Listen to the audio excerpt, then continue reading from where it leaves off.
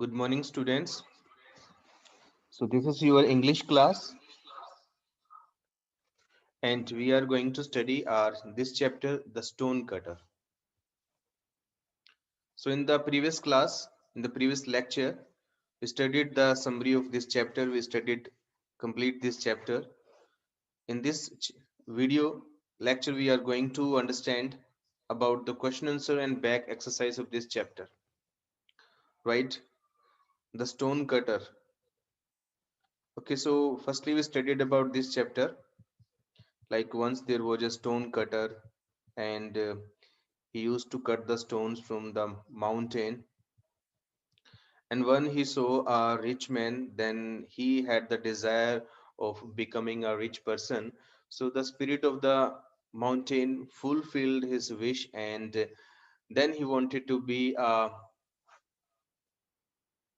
prince. Then he wanted to be a sun. Then he wanted to be a cloud. Then he wanted to be again a mountain. Then again he wanted to be a stone cutter. Then he finally learned it that, yeah, if I want to be happy, so I want to be satisfied, contented I should be. And if we are discontented, means we are dissatisfied, so we can't be happy, right?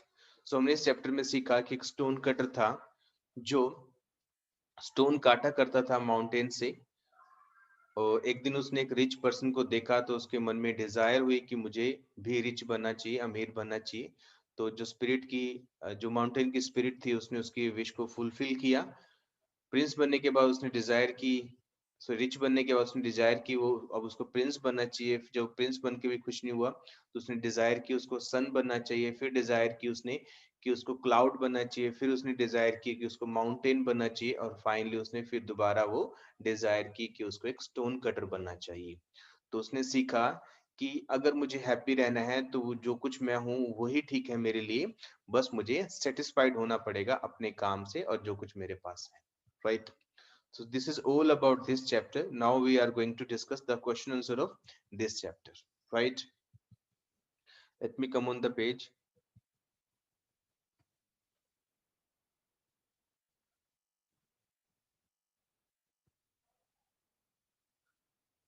Okay, now let's start.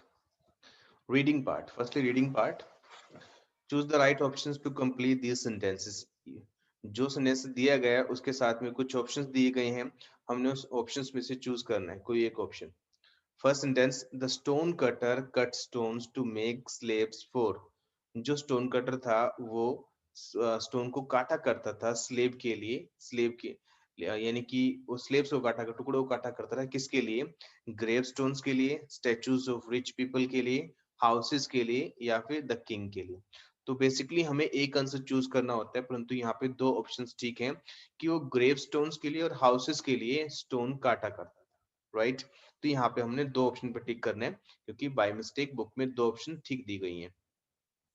Next, he wanted to be a prince so that, वो prince बनना चाहता था ताकि, वो क्यों बनना चाहता था? He could go in a carriage sitting under a golden umbrella, वो कैरेज में जा सके बैठकर, उसके ऊपर एक गोल्डन कलर का अम्ब्रेला हो। He could wear beautiful ropes, वो अच्छे कपड़े पहन सके, ब्यूटीफुल कपड़े पहन सके, इसलिए वो प्रिंस बनना चाहता था। या फिर he could have many servants, उसके पास बहुत सारे सर्वेंट्स होंगे, इसलिए प्रिंस बनना चाहता था। या फिर he need not sit at home and feel sad, वो घर पे नहीं बैठना चाहता था और सैड नहीं फील करना चाहता था, इसलिए वो प्रिंस बनना चाहता था। तो according to the chapter, our right option is that A option is right, he could go in a carriage sitting under a golden umbrella.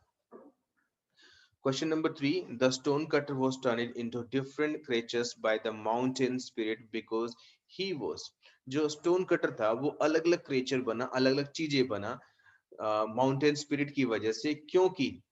क्योंकि he was dull, he was contented, he was envious, he was discontented। वो डल था, बिल्कुल सुस्त था, active नहीं था, कोई काम नहीं करता था। या फिर he was contented, यानी कि वो संतुष्ट था अपने काम से, अपने उसके पास जो भी था।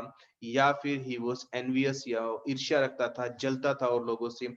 या फिर he was discontented, वो असंतुष्ट था अपने काम से, अपने उसके पास जो भी कुछ था। तो right answer is he was discontented, यानी कि वो उस अमीर व्यक्ति को देख के वो डिसकंटेंटेड हो गया था, संतुष्ट नहीं था अपने काम से कि मेरे पास जो कुछ है वो बहुत कम है, मेरा काम बहुत हैवी है, अच्छा नहीं है, तो इसलिए वो अलग अलग चीजें बना था। Fourth question, the stone cutter wanted to be a rock after he became, the stone cutter क्या बना था, यानी कि stone cutter wanted to be a rock after he become, यानी किस चीज के बनने के बाद वो स्टोन कटर जो था वो रॉक बना था, पहाड़ बना था, पत्थर बना था। तो right answer is that the sun, the cloud, a man, the prince. तो क्लाउड बनने के बाद वो फिर क्या बना था, रॉक बना था, माउंटेन बना था। जब क्लाउड बन गया था तो उसने देखा कि क्लाउड भी माउंटेन का कुछ नहीं बिगाड़ सकते, जो माउंटेन है, रॉक है, चट्टान है, वो क्लाउड से भी ज्यादा स्ट्रॉन्ग है, that's why he wanted to be a rock. Right, next question, B part, answer this question. आपने इन क्वेश्चंस के आंसर देने हैं, लिखने हैं अपनी प्रैक्टिस नोटबुक में। Why did stone cutter have plenty of customer in the beginning? शुरुआत में उस स्टोन कटर के पास बहुत सारे कस्टमर क्यों होते हैं, यानी कि बहुत सारे लोग उससे अपना काम क्यों करवाते हैं स्टोन को कटवाने का। So you should try to write the answer in your practice notebook. Question number 2, when did he when did his work seems to grow to be such a burden? उसको कब ऐसे लगने लगा कि मेरा जो काम है एक बर्डन है, बहुत मेहनत वाला काम है, मुझे अपना ये काम छोड़ देना चाहिए, उसको ऐसा कब लगने लगा। Question number 3, why did he want to become the sun? वो बहुत सारे क्रिएचर बना, वो सन क्यों बना? You should try to reply the answer of this, वो सन क्यों बनना चाहता था। Next, how did the cloud show his power? तो क्लाउड ने अपनी पावर को कैसे शो किया, कैसे दिखाया अपनी पावर को क्लाउड ने, बादल ने। Next, question number 5, who seemed mightier than a rock और व्हाई? तो जब वो रॉक बन गया था तो कौन सी चीज उसको लगी कि वो चीज रॉक से भी ज्यादा स्ट्रोंग है, चट्टान से भी ज्यादा, माउंटेन से भी ज्यादा, पत्थर से भी ज्यादा स्ट्रोंग है, वो कौन सी चीज है और ऐसा क्यों लगा कि वो चीज इतनी स्ट्रोंग क्यों है। Question number 6, what made him happy in the and? और अंत में उसको क्या चीज हैप्पी कर देती है, खुश कर देती है। Right, C part, imagine you are the mountain spirit. Imagine करो, कल्पना करो कि आप माउंटेन की स्पिरिट हो। कंप्लीट द स्टोरी, और इस स्टोरी को कंप्लीट करो। आपने ये सोचना है, ये मान लेना है कि आप ना उस माउंटेन की स्पिरिट हो, जो स्पिरिट, जो आत्मा सभी की वो बातों को, सभी की विश को पूरा कर देती है, वो वाली स्पिरिट हो। तो उसके बिहाफ पे स्टोरी को कंप्लीट करना है। The humble stone cutter seemed happy for his work. तो हम्बल जो स्टोन कटर था वो ऐसे लग रहा था कि वो अपने काम से खुश है। But when he saw riches, but तब उसने जब रिच लोगों को, अमीर लोगों को देखा, in the wealthy men's house, एक अमीर घर के, रिचेस यानी कि रिचेस का मतलब यहाँ पे बहुत सारी चीजों को देखा, जो लग्जरियस चीजें होती हैं, जो अमीर लोगों के घरों में होती हैं। देखो, अमीर व्यक्ति के घर में देखा उन रिचेस को। ही wanted more for himself, तो उसने भी चाह की, उसने भी इच्छा की कि मुझे भी रिच होना चाहिए, मुझे भी वेल्दी होना चाहिए और ये सारी चीजें मेरे भी घर में हो। I decided to teach him a lesson. तो फिर अब वो स्पिरिट कहती है कि, यानी कि आप कहते हो कि मैंने डिसाइड किया कि मैं उसको एक लेसन टीच करूंगी। When he started wishing for him, sorry, wishing for more and more power, I granted him everything. जब उसने बहुत सारे विश की, पावर को पाने के लिए एक के बाद एक, तो मैंने उसकी सारी विशेस थी वो पूरी की, ग्रांट की।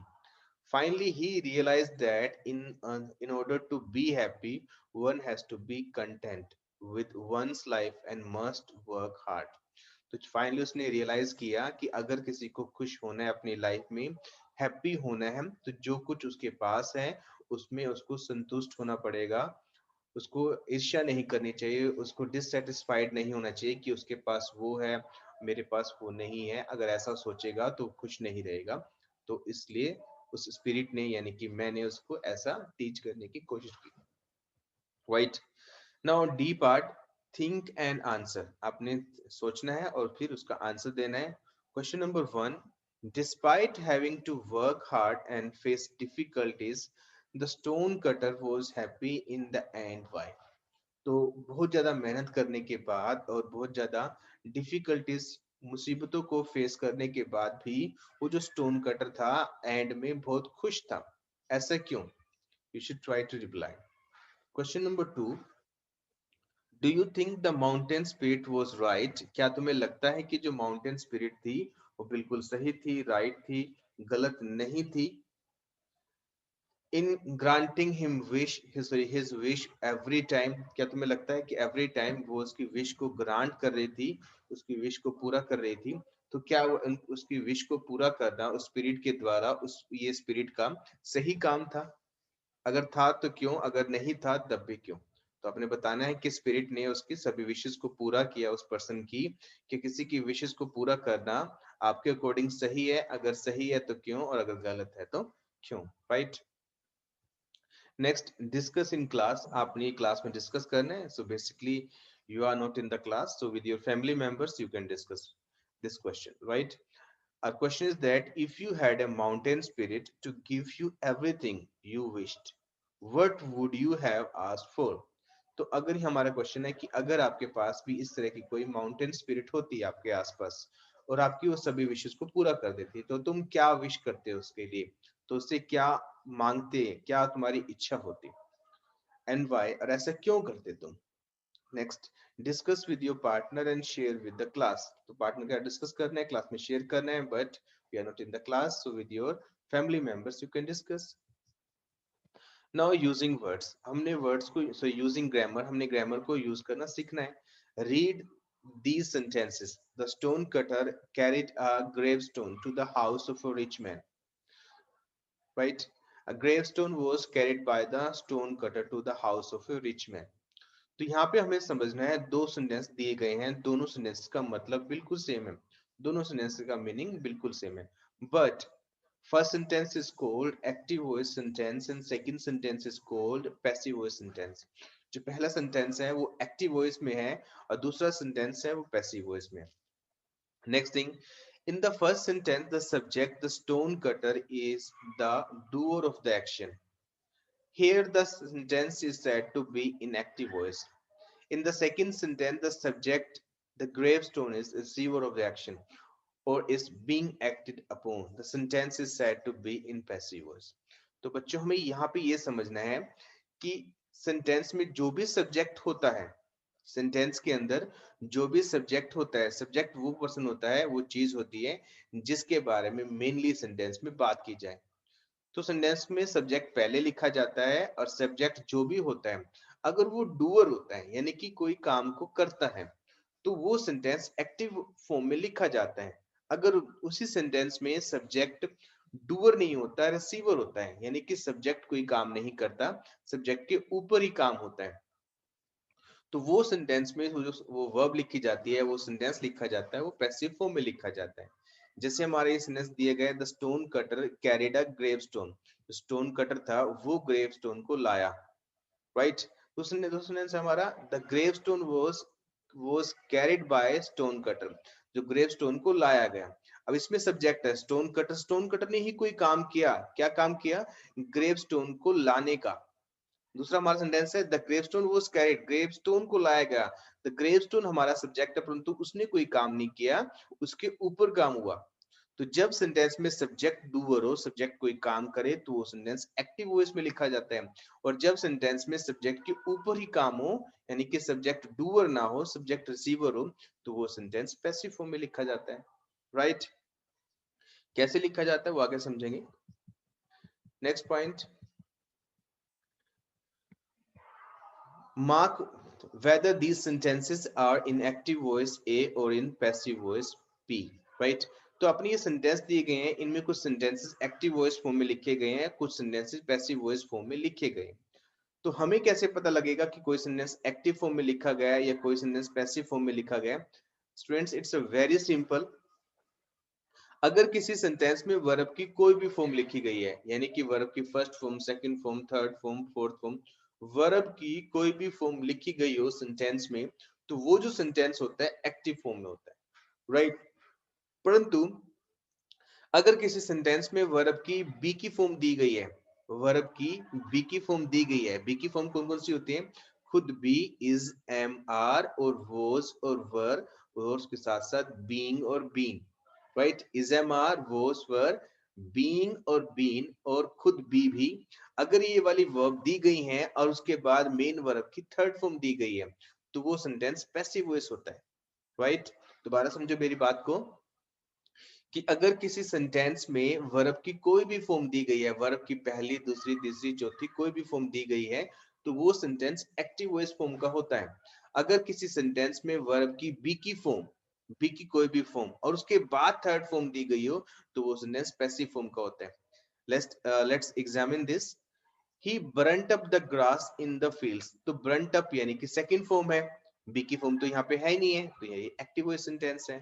द क्लाउड कोट, तो कोट क्या हमारे सेकंड फॉर्म है, बी की फॉर्म तो है नहीं है तो हमारा सेंटेंस एक्टिव वॉइस है। The umbrella was held, was यहाँ पे फॉर्म आ गई बी की, उसके बाद हेल्ड यहाँ पे हमारी थर्ड फॉर्म है तो बी की कोई भी फॉर्म उसके बाद थर्ड फॉर्म दी गई हो तो passive voice. He picked up his tools and went home। तो picked up क्या है यहाँ पे वर्ब की सेकंड फॉर्म है, बी की फॉर्म नहीं दी गई तो ये हमारा सेंटेंस क्या एक्टिव वॉइस में है। A little carriage was drawn, was हमारी यहाँ बी की फॉर्म दी गई है उसके बाद थर्ड फॉर्म दी गई है तो सेंटेंस किसमें पैसिव वॉइस में है।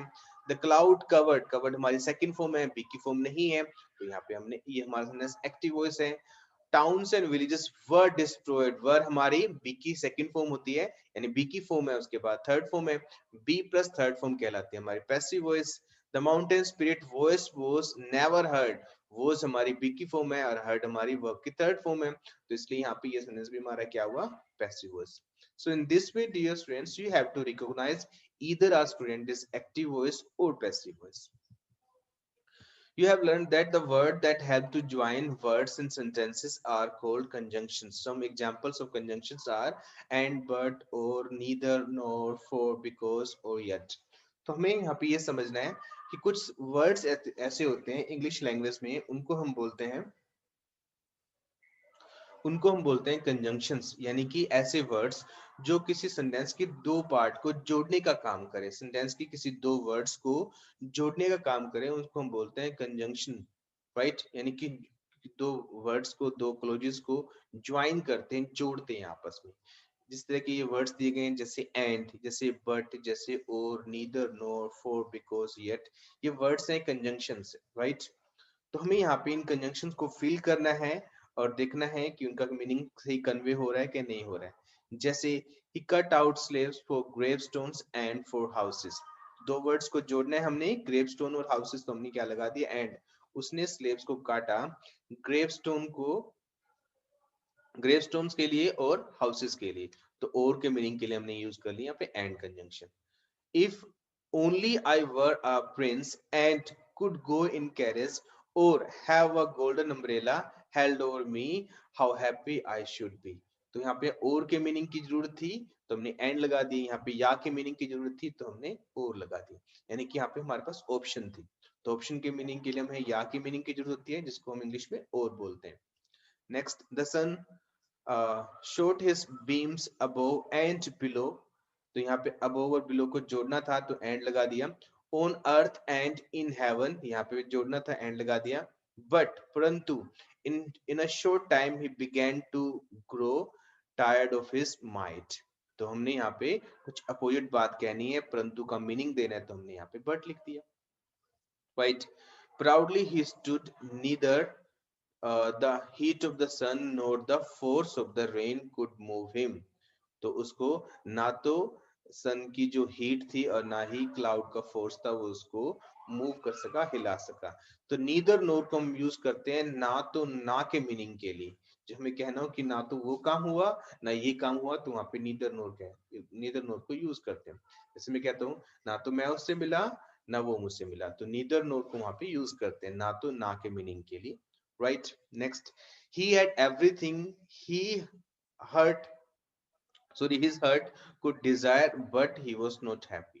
तो हमने यहाँ पे कुछ अपोजिट यानी कि कंट्रास्ट हमने कुछ यहाँ फील कर रहे हैं, अपोजिट बात फील कर रहे हैं कि उसके पास सब कुछ था परंतु वो खुश नहीं था, तो परंतु के मीनिंग के लिए हमने यहाँ पे but preposition, but sorry conjunction use किए, right? C point, the conjunctions have been wrongly used in these sentences, rewrite the sentence using the conjunctions and, but, yet, because, or for। तो हमें पता है कि हमें इन कंजंक्शन, ये जो conjunction दी गई है सेंटेंस के अंदर जिसको मैंने सर्कल किया हुआ है, तो वो कंजंक्शंस हैं वो गलत यूज की हुई हैं उन सेंटेंसेस में, तो हमने उनको रीराइट करना है, सही लिखना है। जैसे Meena is small because she is strong. तो मीना क्या है, स्मॉल है परंतु वो स्ट्रोंग है। तो यहाँ पे सॉरी, क्योंकि वो स्ट्रोंग है, तो क्योंकि का मीनिंग यहाँ पे अप्रोप्रिएट नहीं हो रहा, यहाँ पे अप्रोप्रिएट नहीं है, सुटेबल नहीं है। तो यहाँ पे क्या आना चाहिए, तो यहाँ पे हम कुछ कंट्रास्ट की बात कर रहे हैं, उसका रीजन को नहीं बता रहे, तो हमें यहाँ लिखना चाहिए मीना इज स्मॉल बट परंतु शी इज स्ट्रोंग। तो हम यहाँ पे कंट्रास्ट दिखा रहे हैं, तो हमें यहाँ पे बट यूज करना चाहिए, ना कि because. Right, next, Shruti eats apples yet she likes them a lot. जो श्रुति है वो एप्पल को खाती है, फिर भी वो उन्हें लाइक करती है। तो यहाँ पे फिर भी का मीनिंग सुटेबल नहीं आ रहा है, यट का मीनिंग सुटेबल नहीं है। तो हमें क्या लिखना या बोलना चाहिए, श्रुति एप्पल्स को खाती है क्योंकि वो एप्पल्स को लाइक करती है। तो यहाँ पे हमें क्योंकि के मीनिंग के लिए बिकॉज मेंशन करना चाहिए, हमारा सेंटेंस होना चाहिए Shruti eats apples because she likes them a lot. Right, next, it was the peak of the summer. यह समर की पीक के दिन है, यानी कि गर्मियों के सबसे ज्यादा गर्म दिन है। And the days were not too hot, और ये दिन जो है बहुत ज्यादा गर्म नहीं है। तो एंड का मीनिंग वहां पे लिखना, एंड को लिखना अप्रोप्रिएट नहीं लग रहा, वहां पे सुटेबल नहीं लग रहा। तो हम ये कहना चाहते हैं कि अब गर्मियों के सबसे गर्म दिन है, फिर भी दिन जो है बहुत गर्म नहीं है, तो फिर भी का मीनिंग जो है यहाँ पे सुटेबल मीनिंग है। तो यहाँ पे हमारी जो कंजंक्शन आनी चाहिए वो यट आनी चाहिए। तो हमारा सेंटेंस क्या होना चाहिए, it was the peak of summer yet the days were not too hot. Clear, next, the little boy started crying nor he was scared. Little boy था, लड़का था, उसने चिल्लाना शुरू कर दिया, ना तो ही वाज स्केयर्ड था। तो यहाँ पे ना तो का मीनिंग हमारा वो अप्रोप्रिएट, यानी कि अप्रोप्रिएट वहां पे सुटेबल नहीं हो रहा, अप्रोप्रिएट नहीं हो रहा। तो वहां पे क्या आना चाहिए, वहां पे बिकॉज आना चाहिए। हमें क्योंकि हम वहां पे रीजन को डिफाइन कर रहे हैं, रीजन को डिफाइन करने के लिए हमें बिकॉज वर्ड मेंशन करना चाहिए। तो हमारा सेंटेंस क्या होना चाहिए, the little boy started crying because he was scared. जो लिटिल बॉय था उसने चिल्लाना शुरू कर दिया क्योंकि वो बहुत डरा हुआ था। Next, carrying your umbrella so carry your umbrella so it is raining। तो हम यहाँ पे रीजन को डिफाइन कर रहे हैं, तो कि अम्ब्रेला को क्यों ले जाओ, क्योंकि वहां पे रेन हो रही है। तो यहाँ पे सो का मीनिंग इसलिए होता है, तो वहां पे वो मीनिंग अप्रोप्रिएट नहीं हो रहा। तो हमें वहां पे क्या लिखना चाहिए, carry your umbrella because it is raining. अपने अम्ब्रेले को ले जाओ क्योंकि रेनिंग हो रही है, बरसात हो रही है। Next, when we add 2 4 2 the answer is always 4। तो यहाँ पे हमें एंड लिखना चाहिए, when we add 2 and 2 the answer is always 4। Right, so these are the right use of conjunctions.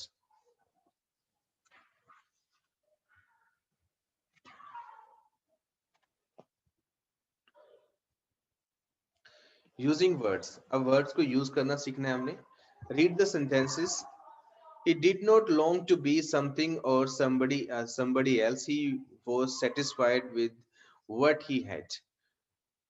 The highlighted phrase is an example of an idiom. An idiom is a group of words usually used a fixed order which has meaning that is different from the meaning of each word on its own. Here, long to be means to desire greatly. तो हमें यहाँ पे ये समझना है कि long to be जो highlighted किए गए हैं वर्ड्स हैं, उन वर्ड्स को, उन फ्रेजेस को हम बोलते हैं ईडियम। यानी कि ईडियम ऐसे वर्ड्स होते हैं जिनका शाब्दिक अर्थ, जिनका मीनिंग उनके शाब्दिक मीनिंग से बिल्कुल अलग होता है। लॉन्ग का मतलब होता है कोई चीज लंबा होना, टू बी का मतलब होता है होना, तो किसी का लंबा होना यहाँ पे कोई मीनिंग नहीं है। तो लॉन्ग टू बी का यहाँ पे मीनिंग है, जो हम इसको यूज करते हैं सेंटेंस में, तो उसका मीनिंग होता है इच्छा रखना, डिजायर करना, बहुत तीव्र इच्छा रखना किसी बात की। राइट, जब किसी वर्ड का, जब किसी फ्रेज का वो शाब्दिक मीनिंग ना हो, कुछ और मीनिंग हो, तो उन वर्ड्स को बोलते हैं हम idioms। Right, here are some more idioms with long, look at these meaning। तो लॉन्ग के साथ कुछ और मीनिंग दिए गए हैं, उनके मीनिंग, कुछ और वर्ड्स, कुछ और फ्रेजेस, कुछ और इडियम्स दिए गए हैं, उनके मीनिंग को समझना है। जैसे the long and short of it, the main idea of summary of a long story. The long and short of it का मतलब होता है किसी भी स्टोरी की, लंबी सी स्टोरी की कोई मेन आइडिया, कोई मेन बात उसकी, right. Next, long face, facial expression denoting sadness. So one line is left. Long arm of law, long arm of law का मतलब होता है पुलिस, तो लॉन्ग आर्म ऑफ लॉ का मतलब क्या होगा, पुलिस। नेक्स्ट है लॉन्ग फेस, लॉन्ग फेस का मतलब क्या होता है, फेशियल एक्सप्रेशन डिनोटिंग सैडनेस, यानी कि इस तरह के फेशियल एक्सप्रेशन देना जो सैडनेस को दिखाए, यानी कि उदासी को दिखाए, उदास चेहरा हम बोल सकते हैं।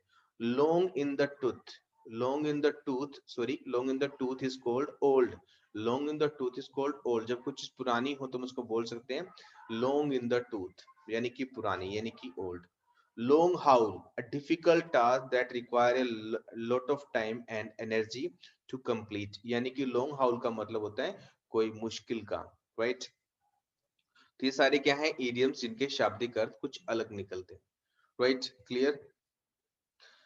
Complete these sentences with the idiom from the list above. ये कुछ इडियम्स आपने यहाँ पे जो ऊपर दिए गए हैं उनके मीनिंग के अकॉर्डिंग, जो वहाँ पे सुटेबल मीनिंग उसमें वहाँ पे यूज होना है, वो हमें वो यूज करना है। जैसे the burglar ran as fast as he could but long arm caught up with him। जो बगलर था, जो चोर था, सेंधमार था, उतनी तेज भागा जितनी तेज वो भाग सकता था, परंतु पुलिस ने उसको पकड़ लिया। तो पुलिस यूज कर लो या फिर long arm of law use कर लो, क्योंकि बहुत जो इडियम है और जो वर्ड है वो सेम मीनिंग कन्वे करते हैं। Next, don't you think he is a bit long in the, long in the, what will be that, let me find it out।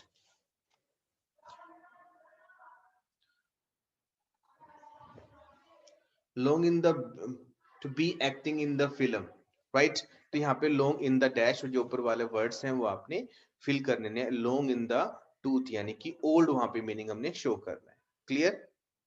Next, she was not invited to the party, so she walked about with a long face, यानी कि उदास चेहरे से वो वहां से चली गई। यहाँ की हम long वहां पे फेस मेंशन कर सकते हैं, और फेशियल एक्सप्रेशन डिनोटिंग सैडनेस भी मेंशन कर सकते हैं, right. Next, be ready for the long haul, we can't hope to be back in the time for the programme. वहां पे लॉन्ग हाउल का मीनिंग वहां पे सुटेबल हो रहा है, तो वहां पे हमने वो मीनिंग फिल कर दिया। Next, Ravi spoke for a long time in a agitated manner, but the long and the long and the long and the short of it, यानी कि उस बात की समरी, उस बात का जो मेन आशय है, was that he was angry at not being included। वो बहुत गुस्सा गुस्सा था, उसको इंक्लूड नहीं किया गया, right। Now last part of this chapter, dictionary work। A compound noun is a noun made up of two or more words. Each word makes up part of the meaning of the noun. Compound noun can be written as singular word like a stone cutter, mountain side and gravestone, or as two words mountain spirit। तो compound noun हमें समझना है क्या होते हैं। Compound noun ऐसे words होते हैं जो दो नाउन से मिलके बने होते हैं, राइट, दो नाम से मिलके बने होते हैं, तो उनको बोलते हैं कंपाउंड नाउन। जैसे स्टोन एक अलग वर्ड है, कटर एक अलग वर्ड है, तो दोनों को मिला के वर्ड बन गया स्टोन कटर। माउंटेन, इनसाइड, दोनों अलग अलग वर्ड हैं, दोनों वर्ड को मिला के बन गया माउंटेन साइड।